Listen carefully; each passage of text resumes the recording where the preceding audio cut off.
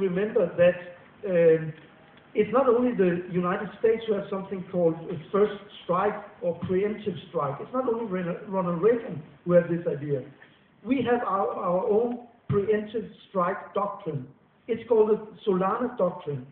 And it was made some years ago where Solana put forward a doctrine which was approved by the Commission or discussed and approved, or at least it was accepted that he said it, that this doctrine said that the European Union should be ready to make preemptive strikes in order to solve problems before they turn into be wars.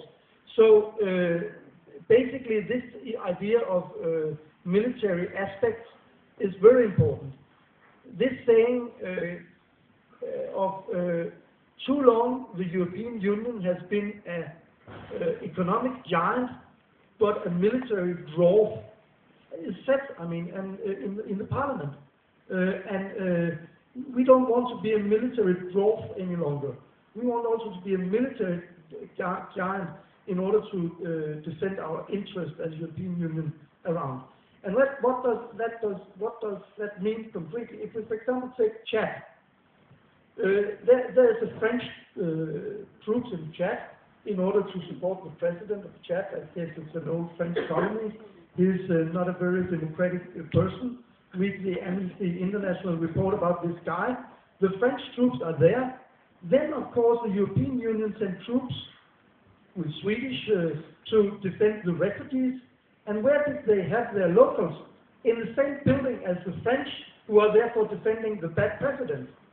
You see the idea that you have French troops defending a president, making all kinds of bad things. Then you have EU troops in the same localities, in the same barracks, with the majority of French soldiers.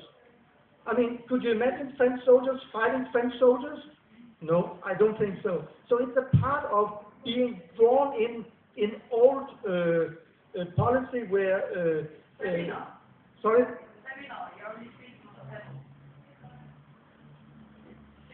Det er et seminar, som kan ikke høre. Okay, but therefore on that the risk is that we are drawn into all kinds of colonial past adventures. So therefore I think it's very important to raise this question and follow it very closely. I don't want to speak too long either, but I just want to quote you something from a new group in France set up by the ministries. It's a quasi-official group called the Economic Defense Council, and it's got people from all over Europe advising it. And they want to raise the military budget by 42% in Europe. So a normal person says, why? What for? What is this? Who's the enemy? Why do we have to? There'll be no money left for social spending at all if we do that. And you know what they say? They don't really answer the question, but they say, I'll tell you first in French and then I'll translate it. Il n'y a plus de menace à nos frontières, mais il n'y a plus non plus de frontières à nos menaces. There are no longer threats at our frontiers, but there are neither any frontiers to our threats. And that's the explanation, that's the justification for spending an extra $58 billion every year, at least, on European defense. So I thought you'd like the poetry of that. It's a nice poetic defense of military.